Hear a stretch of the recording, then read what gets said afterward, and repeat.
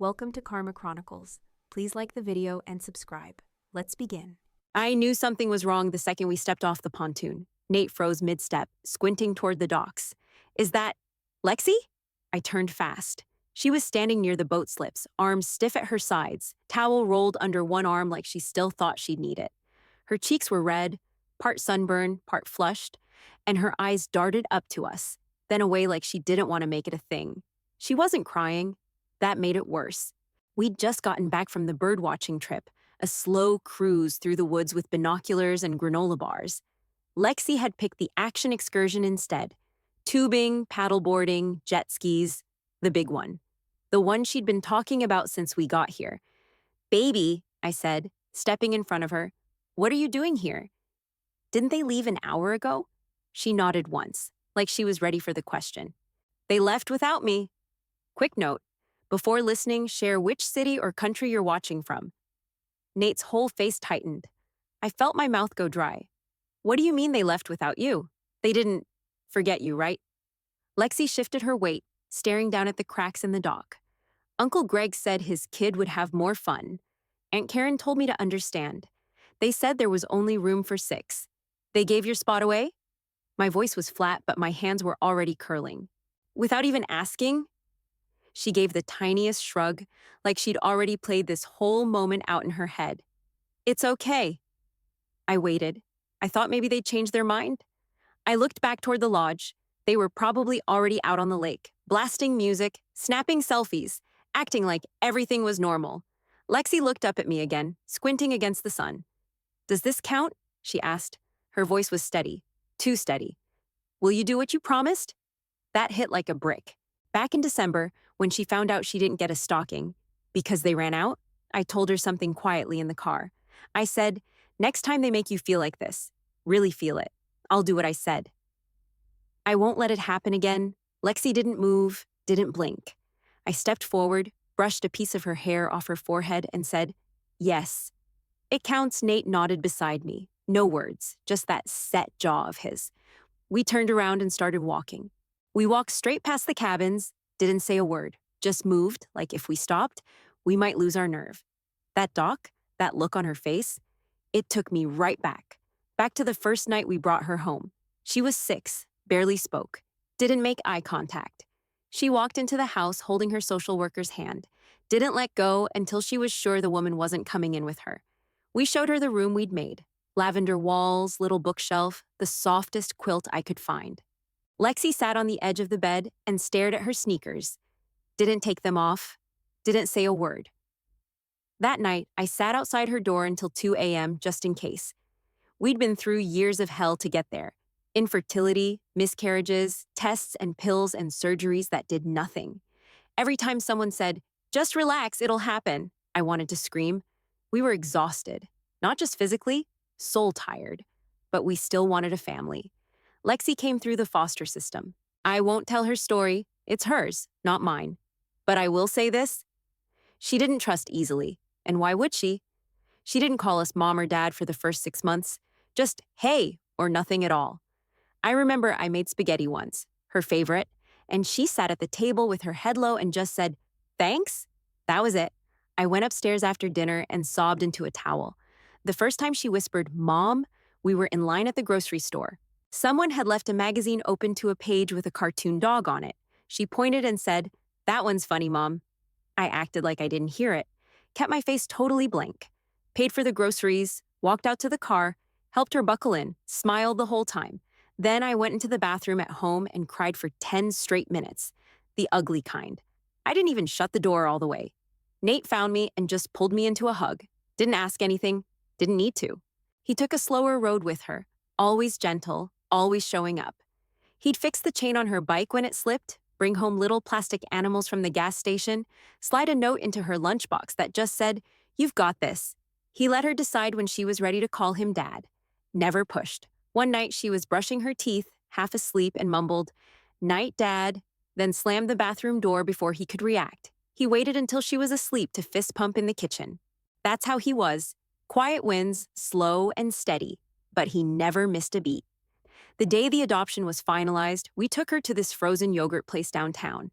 She loaded her bowl with mint chip, gummy worms, crushed Oreos, rainbow sprinkles, Sour Patch Kids, and something that might have been marshmallow syrup. It was a total disaster. She took one bite and made a face like she regretted all her life choices. We laughed until we couldn't breathe. That was the first day I saw her just relax, like she didn't have to be on guard. Like maybe, just maybe, we weren't temporary. On the drive home, she asked, "Can we do this again next year?" I said, "Frozen yogurt?" "No," she said. "This." I reached back and squeezed her hand. We were already her parents, but that day, we became her family. And now? Now she was standing on a dock, being told again to understand. We weren't doing that anymore. Nate picked up the pace and I followed. We had a kid to take care of. We cut through the trees behind the lodge. Didn't want to run into anyone. Nate stayed close to Lexi, keeping an eye on her pace.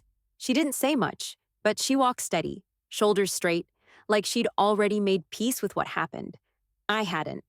The thing is, this wasn't the first time. I wanted it to be, but it wasn't. First time I really felt it was 2 summers ago at a family cookout. Hot as hell that day. We'd driven down to Nate's cousin's place in Indiana. Big backyard party. Burgers, water balloons, lemonade in mason jars. Everyone showed up in matching baseball caps. Little red ones with their names stitched across the front.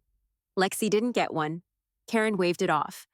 "Oh, I thought she'd feel weird being singled out," she said, like she was doing Lexi some kind of favor by pretending she didn't exist. My mom stood next to the grill and gave me that tight-lipped look like, "Not here. Not today. Don't make it worse." I swallowed it. Nate noticed. He always did. Then came Christmas. All the grandkids had their stockings hung over the fireplace at my parents' house. Lexi's wasn't there. I pulled my mom aside and asked what happened. She said, "I wasn't sure where to put it. It didn't match the others. I could have slapped her." Nate squeezed my arm and said, "Later." So we kept it polite. Lexi didn't say a word about it, but she stared at that empty space for a long time, long enough for me to wish we'd just stayed home. Then it was the group photo at Rachel's wedding, the big extended family shot, everyone lined up on the dock in matching blue and white. Lexi right in the middle, hand in mine. But when the photos got posted on Facebook, the one they chose was cropped, half her face gone, everyone else perfect and centered. When I messaged Karen to ask if they could post a different one, she said, "That's the best angle for the lighting." Can't make everyone happy Lexi's birthday that year? A plastic pencil case with unicorns on it and a $5 bill folded inside. Every other kid got gift cards, nail kits, wireless headphones. Lexi got dollar store junk and a pat on the head. We tried to stay calm. We talked about it at night after she was asleep. "Maybe it's just carelessness," I said. "Maybe they don't mean it," Nate offered, but it added up, over and over again. Not loud stuff. Nothing anyone could point to and say, "See? They hate her," just little paper cuts. Quiet ones, the kind that start to bleed when no one's looking. Then one night, Lexi sat at the kitchen table while I chopped vegetables and Nate cleaned up from dinner. Her voice was soft but not uncertain. "Am I just visiting this family?" I dropped the knife. Nate turned around so fast the dish towel fell off his shoulder. "What?" I asked. She didn't flinch. "I mean, I don't look like anyone?" "I don't get the same stuff. Am I just here for a while, like before?" That hit like a knife to the ribs. Nate crouched down next to her chair and looked her dead in the eye. "No, you're ours. Forever. Anyone makes you feel different again, we're done. We don't let that slide anymore." Lexi blinked fast, like she wasn't sure if she believed it. So I stepped in and said, "Next time it happens, you come to me. Doesn't matter who it is. I don't care if it's my mother. You tell me. We don't do maybe family in this house." She nodded slowly. That was the moment the line got drawn. Not in chalk, in concrete. We crossed the parking lot and headed toward the main road, lodge at our backs. We weren't going back. We passed the main lodge sign, hand-carved wood, pine trees on either side, and kept walking. Lexi didn't ask where we were going. She just followed. The trip was supposed to be different. 5 days, lakeside cabins, board games on the screened porch, grilled hot dogs, s'mores. My mom had picked the spot, called it a reset trip, some new tradition, said it was about reconnecting. "Everyone under one roof again," she texted in the group chat, like we were some big, happy reunion movie. Lexi had been counting down for weeks. She helped pack snacks, lined up granola bars and fruit leather on the counter like it was a military operation. She checked the weather every morning, made a list of things she wanted to try. Number 1, fishing. Number 2, tubing with the cousins. Number 3, beating Nate at Uno. She even picked out her own fishing rod. Teal blue with a glitter handle. I still remember the way she held it up in the sporting goods aisle, like it was a trophy. The lodge offered 2 excursions that morning. One was the slower-paced birdwatching tour, meant for adults, but kids could come too. Binoculars, nature trail, packed lunches, nothing too intense. The other was the Action Lake package, jet skis, paddleboards, tubing, limited seats. Had to sign up the night before. Lexi was so sure. She filled out her own name on the sign-up sheet, came running back to the cabin waving her little slip. "I'm in! There's room." Most of the cousins picked that one too. Greg and Karen's kids, Rachel's son, even 2 of the aunts who wanted to feel young again. Nate and I chose the slower tour. We figured we'd meet up later and hear all about it. We kissed Lexi goodbye at the docks. She was already wearing her swimsuit under her clothes, towel around her neck like a badge of honor. Her hair was braided tight. I remember because she asked me to redo it that morning so it wouldn't fall apart in the water. "You're gonna have a blast," I told her. She grinned. "Think they'll let me go first on the tube?" "Only if you promise not to scream too loud," Nate said. She waved us off like she belonged. Like this time was going to be normal. But they left her. We didn't know until later. We were in the woods, watching some hawks circle overhead while the guide talked about migration patterns. I wasn't thinking about anything except how peaceful it was. When we got back, Lexi was standing there at the dock, alone. That same towel still over her arm. Face pink from the sun? I asked her what happened. She didn't even hesitate. Greg said his kid was crying and wanted to go. So they gave him my spot. "They just told you that?" Lexi nodded. "Aunt Karen said I should understand. That I'm older, so I'd handle it better." My stomach dropped. I asked if anyone said anything else, if they'd offered to switch with her. She shook her head. "They just kept getting on the boat." "Did you try to talk to them?" I said, "I think I'm supposed to go," she said. "Karen told me, 'Not this time, sweetheart. Be flexible.'" Then she smiled like that was supposed to fix it.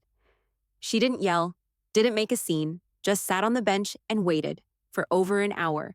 Her phone died while she was checking the time. That's why she didn't call us. That's why she was still standing there when we came back. All the energy she'd had that morning, gone. Like someone had opened a drain inside her.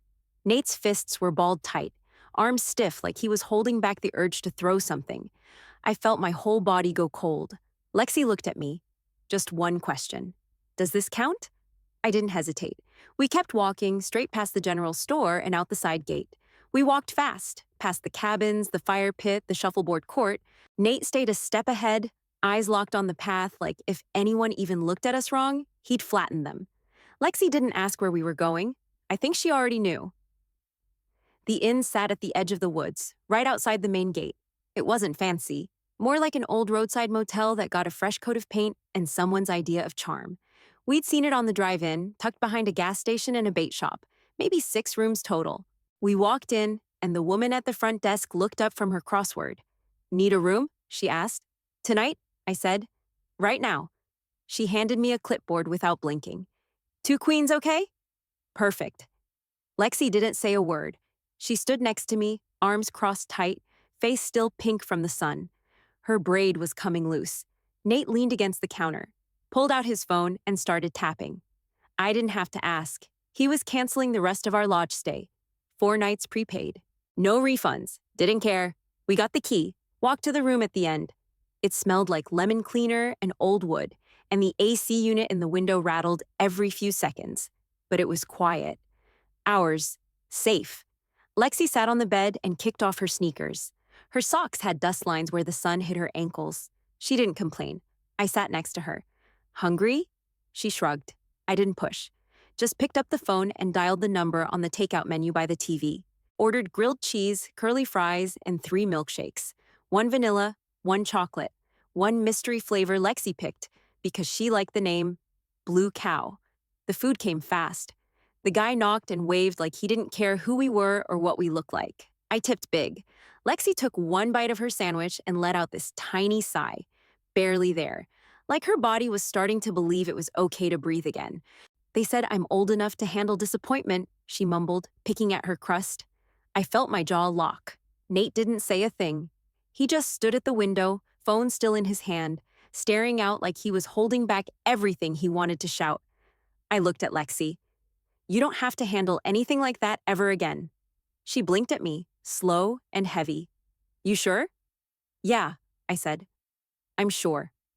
This counts. I meant what I promised. She nodded, real small, then picked up her milkshake. The blue cow one.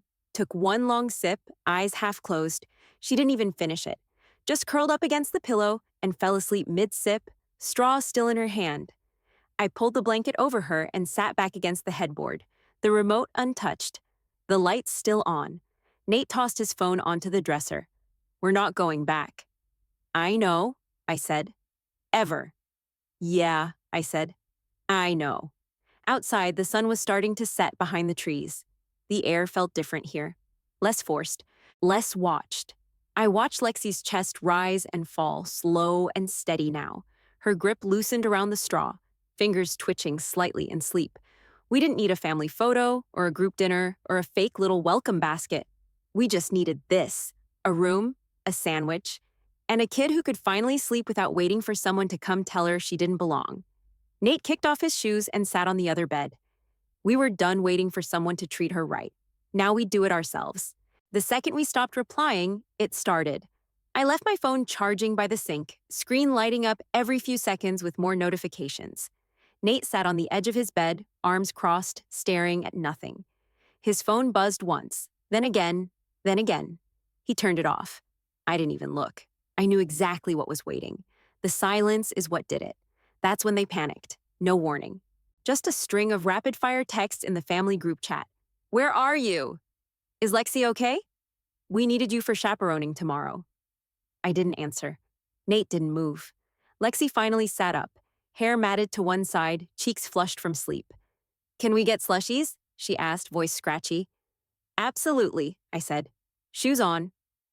We grabbed the keys and left the motel lights behind. The gas station 2 blocks down had a tiny food mart with a humming cooler, buzzing lights, and a worn-out teenage cashier who didn't blink when we walked in, half-dressed, tired, and pissed.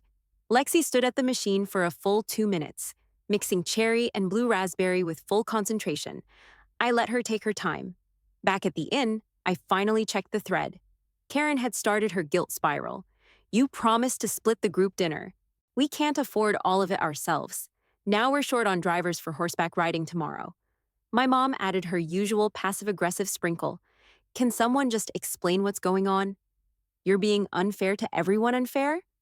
Lexi was eating popcorn in bed, flipping through the cable channels like it was any other Tuesday night. Nate sat beside her, his arms stretched along the back of the headboard, calm on the outside, boiling underneath. I turned my phone face down. A few hours later, someone dropped blurry pics into the chat. No captions, just quiet, half-embarrassed evidence. The kids, in street clothes, standing around the stables, no horses, no instructors. Lexi looked over and asked, "What's that?" "Nothing," I said. "Just noise." She nodded and went back to her slushie. They'd been turned away. No enough adult sign-ins, no refunds. One photo showed Greg's youngest sitting on a fence post with his arms crossed, scowling at the ground. Another had Rachel's daughter mid-pout, holding her helmet like someone stole Christmas. I didn't feel bad. They were mad because we pulled out of the group plan, because we stopped helping hold it all together, because we stopped covering for them. Nate picked up his phone, looked at the screen once, then dropped it back on the nightstand. "I give it 2 days," he muttered. I raised an eyebrow. "Until what?" "Until someone says it was a misunderstanding." He wasn't wrong. That's how they always did it. Throw the first punch, then ask why your nose is bleeding. Lexi got up and grabbed her toothbrush. She didn't seem worried about any of it. She was settled, safe, clean, federal. That was more than I could say for the group back at the lodge. The texts kept rolling in. We didn't answer a single one. Next morning, I woke up to a subject line that read, "Damage caused, breakdown attached." Karen. Of course it was Karen. It wasn't just an email, it was a presentation. Bullet points, full sentences, formal tone, and at the bottom, a spreadsheet. I kid you not. A real spreadsheet with columns, bolded headers, totals in red font. Lost excursion fees, $135.50 horseback deposit, $60 per child, times 3. Shared groceries, estimated $88.12 emotional stress. NA, but noted, group dinner reservation. Canceled. Group vote required for booking. There was even a note. Your absence impacted the overall tone of the trip. We felt blindsided. I scrolled once, then shut my laptop. Nate, half asleep next to me, raised an eyebrow. What now? They invoiced us, I said. He blinked. What? Spreadsheet, emotional damages, groceries, the works. He snorted and rolled over. They've lost their minds. 5 minutes later, my phone buzzed again. Mom, this is getting out of hand. Just pay your share. Then, 2 minutes later, do it for the kids. Do it for the kids. I looked over at my kid, still asleep, one arm across her face, hair like a nest, breathing slow. She looked peaceful for the first time in days. I wasn't paying a dime. Around noon, it went public. Karen dumped everything into the big extended family chat. Not just the cost breakdown, she went full blast. They walked out over nothing. Lexi wasn't left out. There was confusion. They ruined it for everyone. Some people just like drama. Nate's jaw tightened. There it is. Yep. He didn't reply. Neither did I. That silence, it drove them nuts. People started reacting in the thread. A few thumbs up, a few awkward oh no emojis. One cousin said, "Can we just move on?" Another posted, "Maybe just talk privately?" But most went quiet. That was new. We didn't explain ourselves, didn't defend.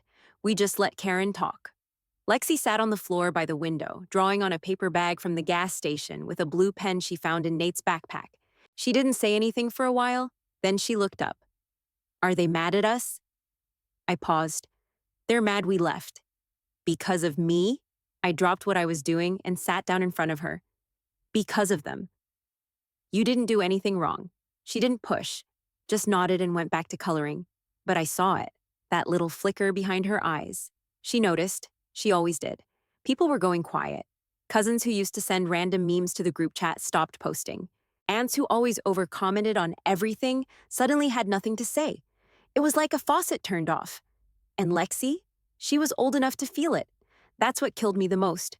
It wasn't just Karen running her mouth. It was the people who saw what happened. Saw her standing there, towel in hand, spot stolen, dignity swallowed, and said nothing. Not even a text to her. Not a single, "Hey, are you okay?" Just silence. She started keeping her phone face down after that. We went out for burgers that night. Let her get 2 milkshakes. She dipped her fries in both. Nate made a face like it was a crime against humanity, and she just grinned. But even while she laughed, I saw her glance at her screen again. No new messages. I turned mine off too. The next day, Nate broke the silence. No warning, no buildup. Just one message in the family group thread. We paid our way. Lexi was cut out again. We're done pretending that was it. No emotion. Just facts. Short, clean, deliberate. I watched the screen. Nothing at first. Just the little seen byline growing. Then Melissa, my cousin Eric's wife, sent me a private message. I saw what happened. I'm sorry. Lexi didn't deserve that. A minute later, another one popped in. Rachel. My daughter asked why Lexi wasn't on the lake trip. Karen told her Lexi's not a real cousin. She was confused. So was I. I sat up straighter. Then it started. Drip by drip, people crawled out of their corners. Not publicly, not yet. But it was something. Quiet acknowledgments, soft confessions, a slow unraveling of the lie we'd all been dragging behind us for years. I noticed her stocking wasn't up last Christmas. I should have said something. That birthday gift thing? We all saw it. It was wrong. Karen said she didn't want Lexi in the matching t-shirts because she might not feel included. That one almost made me laugh. Like deliberately excluding a child was somehow kindness. I read every message. Let them all come in. But I didn't reply. Nate didn't either. We were done explaining. That night, Lexi and I were sitting at the little diner 2 blocks from the inn, waiting on fries. She was watching a couple of birds fight over a crust of toast outside the window. Then my phone buzzed again. Nora, Karen's niece, 17, maybe 18. The quiet one who always hung around the edge of the group during holidays. But this time, she wasn't quiet. She posted it publicly in the family group thread. Lexi's been left out for years. We all saw it. I'm not staying quiet anymore. One sentence, no fluff. Then she followed it up with a screenshot, the sign-up sheet from the lake excursion. Lexi's name was clearly written, circled in blue ink. The row right below, crossed out and rewritten with Greg's son's name. Different pen, different handwriting. Nobody commented right away. Not Karen, not my mom, not anyone. Then Rachel dropped in again. I told you all something felt off. I'm with Nora, and that was the crack. The one that finally split it. Melissa sent a heart emoji under Rachel's comment. Then another cousin added, same. Enough is enough, I showed Nate the screen. He stared at it, expression unreadable. But he let out a slow breath like his chest had finally unknotted. Lexi looked up at me. Something happened? Yeah, I said. People are starting to get honest. She didn't ask what they said. She didn't ask to read it. She just leaned her head on my arm and whispered, good. The waitress brought over our fries, steaming hot with extra ketchup, just like she liked. Lexi popped one in her mouth and nodded at the plate like it passed some kind of test. Back in the group chat, Karen had gone completely silent. No more defense, no more fake apologies, no explanation for anything, just quiet. For once, it wasn't Lexi on the outside. It was her. By the end of the week, the family thread looked like a war zone. Some people stood with us. Some stayed silent. A few went full Karen. Rachel backed off social media completely. Melissa texted me just a heart one night and nothing else. My Uncle Tom made a snide post about cancel culture ruining family traditions, and I didn't even have the energy to laugh. We weren't fighting anymore. We just weren't there. Lexi started getting random texts, names she hadn't seen pop up in years, little bubbles of surprise. Hey, I'm sorry about what happened. I didn't know. Want to hang out sometime? They were clumsy, hesitant, but real. She'd read them, think for a second, then pass me the phone. Should I answer? You decide, I told her. You get to draw the line now. She nodded like she understood the weight of that. Then we made it official. We blocked Karen, blocked my mom too. That one hurt more than I let on. But I did it with my hands steady. No more walking on eggshells. No more explaining our kids' value. No more playing nice for people who only made space when it was convenient. A few days later, we sat Lexi down at the motel breakfast table. Boxed waffles, overripe bananas, watery coffee. She didn't seem to care. Nate asked her straight. If you could invite anyone over this summer, who would you pick? She didn't even pause. Jenna, Bella, Micah, and Ethan. I looked up. The ones who texted? She nodded. They were the only ones who actually said something? That was enough for us. We opened the laptop, pulled up some listings. Cabin rentals, weekend spots. Lexi scrolled like a pro, rejecting anything with old curtains or too much moose stuff. She picked one near a lake with kayaks and bunk beds. We booked it that night. Just us, just them. No matching shirts, no head counts, no trying to fit into a mold that was never made for us. The guest list stayed short. Lexi helped us write little messages to the cousins. Casual, no pressure. But they all said yes. She smiled when they replied. Not the tight, polite one she used around Karen. The real one, the one that reached her eyes. We bought hot dogs and marshmallows. She picked out games and drew little name tags for the cabin doors. It wasn't about proving anything anymore. It was about building something that felt real. Last weekend, we pulled into a small riverside cabin just outside Montpelier. 2 hours from home. No cell service, no forced group photos, no spreadsheets. Lexi was already there, beat us by 20 minutes. She'd gone up early with Ethan and Micah, who apparently brought the brownies, the Bluetooth speaker, and a cooler full of root beer. Jenna and Bella showed up right behind us with sleeping bags and a giant birthday banner they'd made out of brown paper and paint markers. She turned 16 that day. They stayed up late, played board games until midnight, dragged blankets out onto the porch, dared each other to jump in the freezing river before sunrise.